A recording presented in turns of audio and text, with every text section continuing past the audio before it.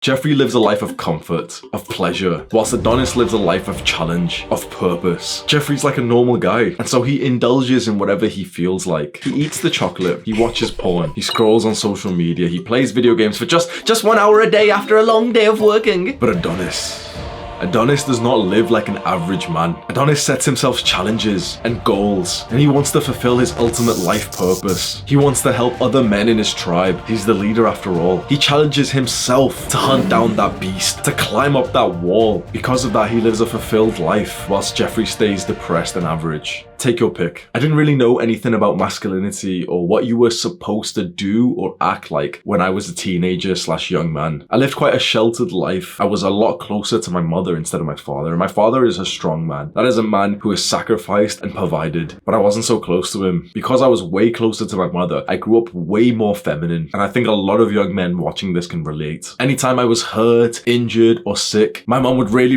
look after me, and she'd really take it seriously, and that kind of makes the injury or the sickness worse. And it was so interesting. Every single time my dad would say, no, he's fine. When the more masculine kids my age would injure themselves, they would also portray that, nope, I'm fine, like I'm not actually hurt. They wouldn't show weakness, but I would. And they were all a lot more competitive than I was in every sense, especially in sports. Whilst the more masculine guys my age would be playing football and trying to fight against each other, I would be stood there on the pitch just trying to have deep, meaningful conversations with them. I grew up as a pussy, as a weak man, and a lot has changed since then. Whether you're a teenager watching this, a young man, an older man, a woman, I think we can all agree that society is a bit fucked up right now, and the majority of people are just not happy. I think one of the biggest reasons why we aren't happy or fulfilled in our modern times is because we've sacrificed relationships. The most fulfilling and sacred thing that anyone can do is to raise children in the healthiest and the best way possible. Women are sacrificing motherhood to work shitty careers that they don't really like. I feel sorry for them. I know this is a side note, but I really feel sorry for women. They got the worst hand from feminism. Like feminism literally made women's lives kind of worse. Like women are just less happy these days, but they've got like a sense of equality that they've got to be grateful for. But the main difference from 30 years ago to now is just that now a young woman has to go work some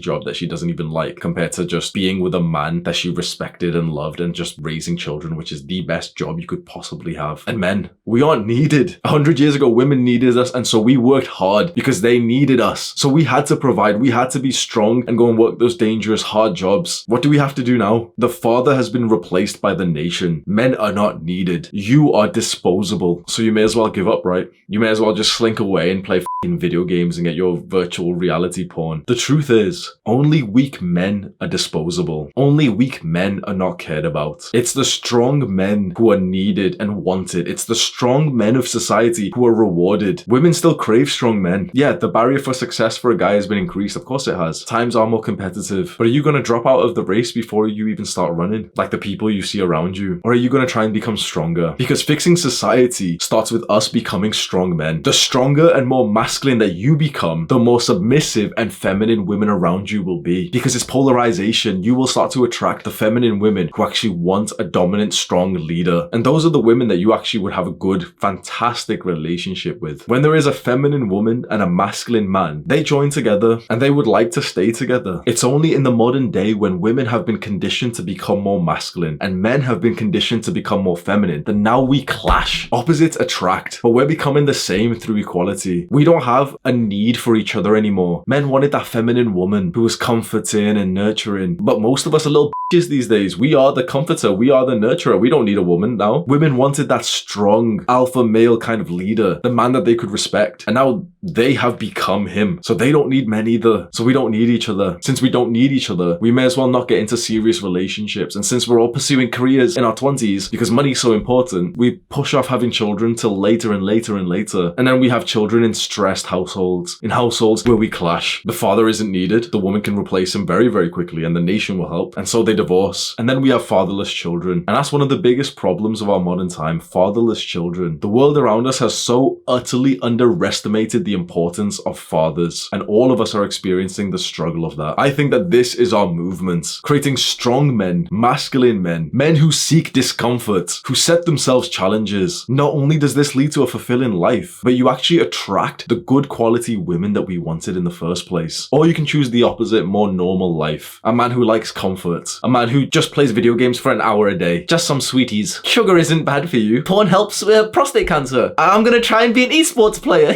Now these guys, if they're, somewhat attractive, they're usually like, unhygienic and shit. But these guys sometimes do end up getting girlfriends and stuff. They sometimes do attract some girls. But they're not respected. They're not needed. These effeminate men are almost useless in society apart from just being a small cog in the big puzzle. Because they're the good boys who go to school and go to work and pay their taxes and work a job that's $26,000 a year. And they'll have children with some random girl. And then that child will be raised fatherless.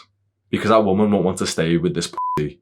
We need to become strong men. Women already have a pussy and they don't want a second one for their boyfriend. Scroll down right now and click on the share button under this video. Share this video with the Jeffrey friend who needs it. Do the hard work, especially when you don't feel like it. Mwah!